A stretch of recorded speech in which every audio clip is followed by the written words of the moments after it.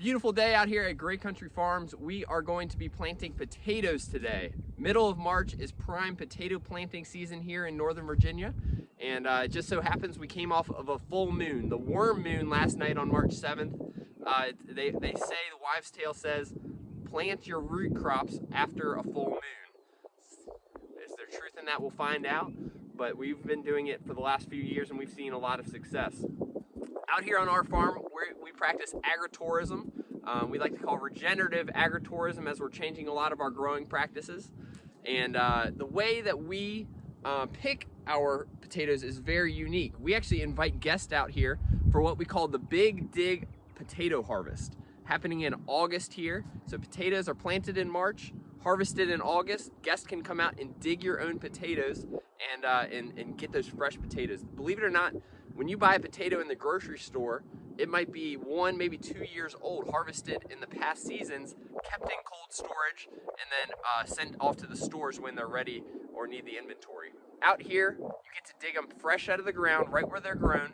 No pesticides added to our fields. We use a lot of regenerative methods that we'll explain here in this video. So come along, let's plant some potatoes. So first step in planting potatoes is prepping the soil. Finding the right piece of ground. You want non-compact, loose soil. Potatoes like to spread out, produce many more potatoes. Well drained and rich in nutrients. This piece of ground here is about 1.5 acre, 2 acre block that we've actually planned for the last couple years to plant potatoes into. You can see off in the distance, we have our compost fields. Out here at Great Country Farms, we have a topsoil building program where we are actually bringing in loads and loads of carbonous materials like wood chips, leaves, manures, grass clippings, laid out in that field. That's about 7 acres out there. And over time, those carbon materials will begin to rot down. We can increase the process, the speed, by putting pigs out there, called pig posting. Pigs will turn that soil over, but it's still about 2 years away from being able to plant into it. The next 2 years, that'll rot down. We'll get a cover crop in there, and then the following season is when we start to plant potatoes. This field right here that we're standing in, about 2 years in the making, used to look like that. Last year we planted a cover crop of millet, rye, wheat, clover, legumes, and brassicas like kale and broccoli. We rotated almost 15 different species in here last season, trying to introduce roots back into the ground, fixing the nitrogen. When you have a lot of carbon, you got to worry about the C to N ratio, the carbon to nitrogen ratio. So we have to fix some nitrogen, get it flowing back into the soil here, just in time to grow some awesome potato plants. So let's go ahead on to the next step.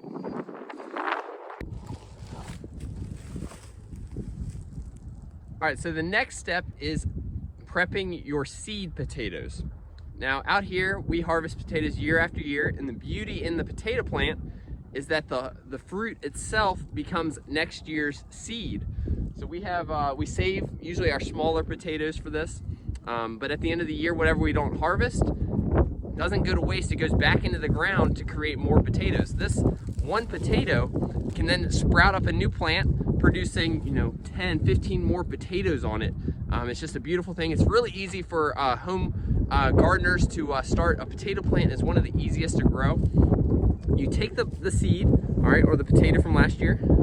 Now these we plant whole, about this size, or you can take one a little bit bigger. Potatoes have eyes on them. The little dimples that you see, if you leave it in your pantry a little too long, they start to sprout. That is it trying to reproduce itself. So as long as it has a couple eyes on it, you can cut that potato in half, just like that. Now you have 2 seeds. Now they say you can let that scab over or heal before planting. I've seen it done both ways. We sometimes will cut them, plant right into the ground, but there you have 2 potato plants. This one has a few more eyes on it. You could have 4 potato plants coming off of the same potato, quarter them up. We're gonna put them into our planter here and start to lay out the rows.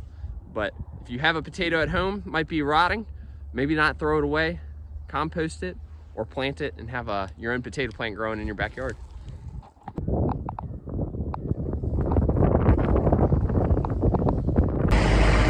All right, so the hopper's full. Planter's ready to go. We're heading over here to lay out our first row.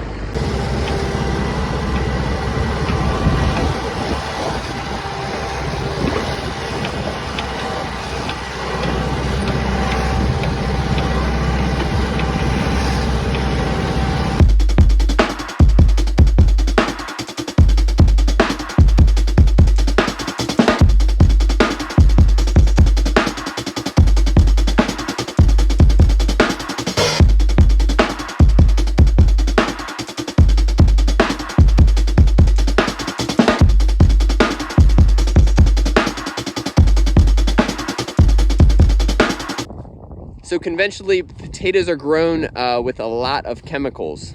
A commercial potato grower needs a clean field, spraying herbicides before planting. It needs to control the insects. It controls the diseases that touch those plants over the year. And then it sprays more herbicides right before harvest, called a burn down, because you don't want weeds, you don't want the plants in your field to make for a nice, easy, clean harvest. We scratched all the chemical usage in our potatoes about 5 years ago. Yes, we still have potato beetles. Yes, we have potato blight. And yes, we have weeds, but we deal with it. We cultivate manually in between our potatoes. We don't spray, we layer compost like I had just talked about. And then burn down, we actually skip the burn down stage. We mow it as tight as we can, cutting off those potato plants right before harvest. Makes it for a little bit more difficult, but we're avoiding the chemicals. Potatoes might be underground, they might be away from the spray, but you can't tell me that spraying a burn down herbicide right before harvest doesn't influence the potato itself. It finds its way in there. There's still residue, and I think it just makes more sense to us not to spray our potato plants. We want you to invite everyone out there to come along and try it yourselves, and you tell us if there's a difference.